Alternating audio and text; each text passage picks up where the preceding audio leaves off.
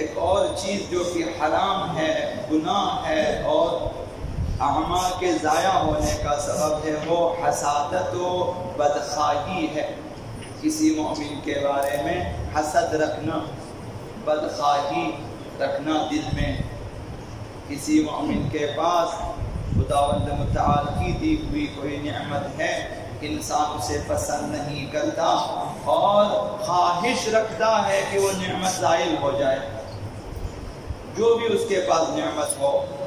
یا مثلا یہی زیبائی ہے، نہیں چاہتا انسان کہ اس کی زیبائی خراب ہو جائے، چاہتا ہے کہ نہ رہے۔ یا اس کے پاس کوئی دارائی ہے، ثروت ہے، انسان نہیں چاہتا اس کے پاس ثروت رہے۔ بدخواہی ہے کہ دل میں یہ خواہش ہے کہ اس کی ثروت ختم ہو جائے، اس کی نوکری ختم ہو جائے، اس کی اولاد خراب ہو جائے، یہ بدخواہی۔ خداوند متعال سے بہت ہی ناپسند فرق، اسے کہتے ہیں حسد۔ تو حسد انسان کے اعمال کو ضائع کر دیتا ہے۔ حضرت آقا رسول خدا صلی اللہ علیہ وسلم نے فرمایا الحسد یأکل الحسنات، حسد حسنات کو کھا جاتا ہے، نیکیوں کو کھا جاتا ہے۔ کما تأکل النار الحطب، جس طرح آگ خشک لکڑی کو کھا جاتی ہے، اسی طرح دل میں حسد ہے، اعمال آپ انجام دیتے جائیں گے، وہی حسد، وہی بدخواہی جو کسی مومن کے بارے میں ہے، آپ کے اعمال کو وہ حسد کھاتا جاتا ہے، عبادت ضائع ہوتی جاتی ہے۔ یہ بہت ہی بری بیماری ہے انسان کے اندر، اسے ختم ہونا چاہیے تاکہ ہمارے اعمال بچ جائیں۔ جب ہم مرنے کے بعد قیامت کے ہمارے اعمال ہم تک پہنچے، ورنہ ممکن ہے کہ وہاں پہ اعمال بھائی حسد کیا تو سارے اعمال ضائع ہو سکتے ہیں۔ آقا امام جعفر الصادق علیہ السلام لا يقبل اللہ من مؤمن عملا، خداوند مؤمن کا کوئی عمل قبول نہیں کرتا، وهو مضمر على اخیہ المؤمن سوءا، جب وہ اپنے دل میں دوسرے مؤمن بھائی کے بارے میں کوئی بری نیت رکھتا، کسی مومن کے بارے میں بری نیت چھپا کے رکھا وہ دل میں، اس مومن کی عبادت کو خداوند قبول نہیں فرماتا، اس کی نیکیوں کو قبول نہیں فرماتا، کیونکہ یہ بدخواہ ہے دوسرے کے بارے میں۔ اللہ نے پسند کیا، اسے عبادت نعمتیں دی ہے، یہ ناپسند کرتا ہے۔ خداوند متعال نے دیا ہے، تو کیوں ناپسند کرتا ہے؟ خدا نے دیا ہے، مجھے کیا تکلیف ہے؟ انسان کو حسد نہیں ہونا چاہیے، دل سے نکالنا چاہیے۔ یہ خداوند متعال سے بدگمان ہونے والا شخص حسد کرتا ہے، خدا سے بدگمانی، خدا نے تم کو کیوں دیا جبکہ میں پسند نہیں کرتا۔ تو حسد سے انسان کے اعمال قبول نہیں ہوتے۔ آقا امام جعفر الصادق علیہ السلام نے فرمایا من روى على مؤمن روایتا یرید بها شیئا، ایک بندہ دوسرے مومن بھائی کے بارے میں کوئی بات کہہ دیتا ہے، کوئی بات کہہ دیتا ہے کہ ارادہ یہ ہے کہ جو ہے اس کی عیب جوئی ہو، کہ دوسرے کو اس کا عیب، اس کا نقص بیان کرنا، وَهَدْمَ مُرُوءَتِهِ، اس کی آبروریزی کرنا چاہتا ہے، کہ ایسی بات کہہ دیتا ہے کہ وہ شرمندہ ہو جائے، اس کی آبرو چلی جائے اور اس کا عیب ظاہر ہو جائے، اس نیت سے کسی مومن بھائی کے بارے میں کوئی بات کہہ دیتا ہے، لِيَسْقُطَ مِنْ عَيُنِ النَّاسِ، چاہتا ہے کہ اس طرح لوگوں کی نظروں سے اسے گرا دے، بدخواہی آئیں گے، اس طرح ہو تو کیا ہوگا؟ اخرجہ اللہ من ولایتہ الی ولایت الشیطان، خداوند اسے اپنی سرپرستی سے نکال دیتا ہے، شیطان کی سرپرستی میں دے دیتا ہے کہ آج کے بعد یہ تمہارا۔ خداوند متعال اپنی وہ خاص رحمت رحیمی جو مؤمنین کے لیے ہے، وہ جو خاص ولایت ہے خدا متعال کی مؤمنین کے لیے خاص، اس سے نکال دیتا ہے اور پھر شیطان کے حوالے، یعنی خداوند اب اسے اس شیطان سے نہیں بچائے گا، خداوند اب اسے شیطان سے نہیں بچائے گا، یہ جائے گا شیطان کی ولایت سرپرستی میں، اور فلا یقبلہ الشیطان، شیطان بھی کہتے ہیں مجھے بھی نہیں چاہیے بدلہ، شیطان کو مومن چاہیے تاکہ اس کو خراب کرے، دوسرا چاہیے نہیں اسے، جب خراب ہو گیا کہ دفعہ ہو جا کیا کرنا، خراب کرنا تو میں نے کر دیا، خراب ہونے کے بعد تمہاری ضرورت ہی نہیں مجھے. خراب ہونے کے بعد ہر وہ کام، مثلا شیطان کہتا ہے خراب ہونے کے بعد ہر وہ کام جو میں چاہتا ہوں تم خود انجام دے دیتا ہے، میری ضرورت ہی نہیں. اب تمہارے ساتھ دوستی کی بھی شیطان بھی قبول نہیں کرتا. آقا امیر المؤمنین علی علیہ السلام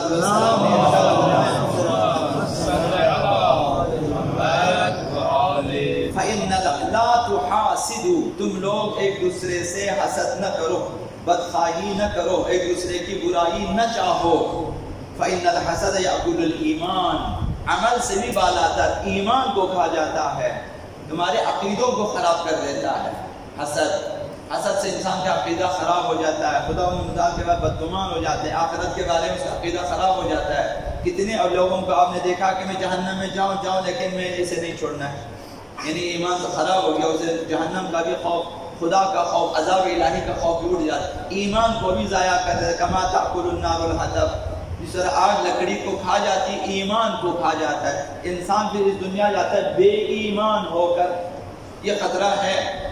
دنیا میں بدخواہی نہ کریں، اولا دوسروں کے بارے میں تجسس نہ کریں تاکہ آپ کو پتہ ہی نہ چلے اس کے پاس کیا ہے، تاکہ حسد بھی نہ ہو. جب پتہ چلے کہ اس کے پاس بہت کچھ ہے، خدا متعال نے دیا، علم دیا ہے، عزت دی ہے، آبرو دی ہے، مقام جو بھی دیا ہے، تو حسد نہ کریں کہ خدا یہ تو نے دیا تو مجھے کیا، اور بھی دے دیں.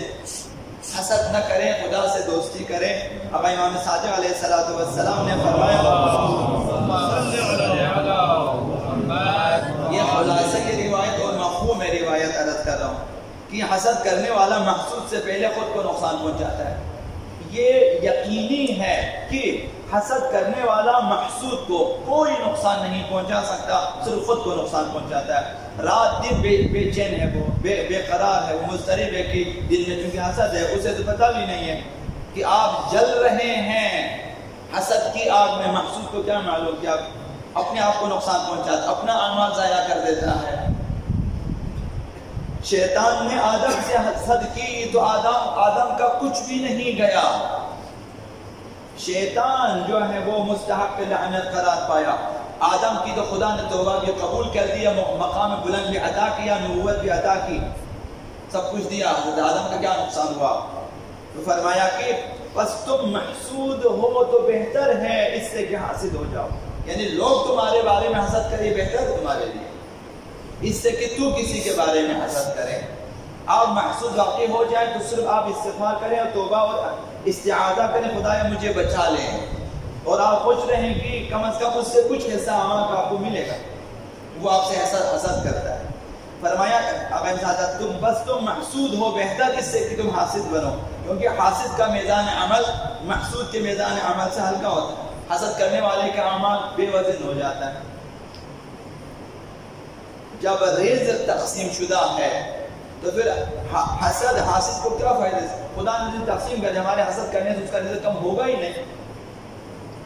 بعض لوگ خدا متعال کی بارگاہ میں گڑ گڑاتا ہے حسد کی وجہ سے، تو خدایا اسے یہ کرے تو وہ کرے، وہ نہیں کرے گا. تم علم کو پکڑ جو کیا اس کو غرق کر نہیں کرے گا. وہ ظالم تھوڑی ہے، تو نہیں ہے، تو وہ تمہارے حسد کی وجہ سے اہل بیت تمہاری مدد کرے گا. تمہاری بددعائیں کس کام کی ہے؟ بددعا صرف مظلوم کی قبول ہوتی ہے کہ کسی نے ظلم کیا، وہ ظالم کے خلاف استغاثہ کرے، خدا وہ قبول نہ کی. تمہاری حسد کی وجہ سے، بدخواہی کی وجہ، کسی وجہ سے تم دعائیں کرتے، گڑ گڑاتے لوگ زیادہ زریموں پہ جا کے، مسجدوں میں آ کے نمازیں پڑھ کے بھی گڑاتے کسی کے خلاف جو ہے بددعا، خدا وہ قبول نہیں کرے گا. تو امام نے فرمایا جب رزق تقسیم شدہ ہے تو حسد سے کوئی فائدہ نہیں ہوگا. حسد کا منشأ دل کا اندھا پن ہے. دل کا جب جس کا دل بے بصیرت ہو، اندھا ہو، تو حسد کرتا ہے، بے بصیرتی ہے، فضل خدا کا انکار ہے. خداوند متعال نے اپنے فضل سے کسی کو دیا ہے تو تمہیں کیا تکلیف ہے؟ تکلیف نہیں ہونی چاہیے. اپنے بارے میں سوچیں کہ خدایا جب مجھے نہیں دیا مطلب یہ ہے کہ میں ناقابل ہوں، مطلب یہ ہے کہ یا میرے ہاتھ میں بہتر نہیں ہے، میں مستحق نہیں ہوں. خود توبہ کرو، خدا سے دعا کرو، خدایا جس طرح اسے دیا مجھے بھی دیں. یہ دعا کرنا کہ وہ ضائع ہو جائے. امام نے فرمایا کہ حسد کا منشا دل کا انداپن ہے، بے بصیرتی ہے اور فضل خدا کا انکار ہے۔ فرمایا کہ یہ دونوں کفر کے دو پر ہیں، ان دونوں سے انسان آہستہ آہستہ کفر کی طرف جاتا ہے، حسد کی وجہ سے، فضل خدا کے انکار کی وجہ سے۔ فرمایا حسد کی وجہ سے آدم کا بیٹا حسرت ابدی میں گرفتار ہوا اور ایسی ہلاکت میں یہ گرفتار ہوا کہ جس سے نجات نہ مل سکی اسے۔ آدم کا بیٹا اسی حسد کی وجہ سے چلا گیا اور ہمیشہ ہمیشہ کے لیے خداوند متعال کے عذاب میں گرفتار ہوا، اگرچہ آدم کا بیٹا تھا۔ تو فرمایا کہ حاسد توبہ سے بھی محروم ہو جائے گا اگر حسد کو جاری رکھا، پھر وہ آپ کے لیے نشأت ثانیہ بن جائے گا، آپ کی عادت بن جائے گی، آپ کے وجود میں وہ راسخ ہو جائے گا، تو اس کے بعد توبہ مشکل ہو جائے گا۔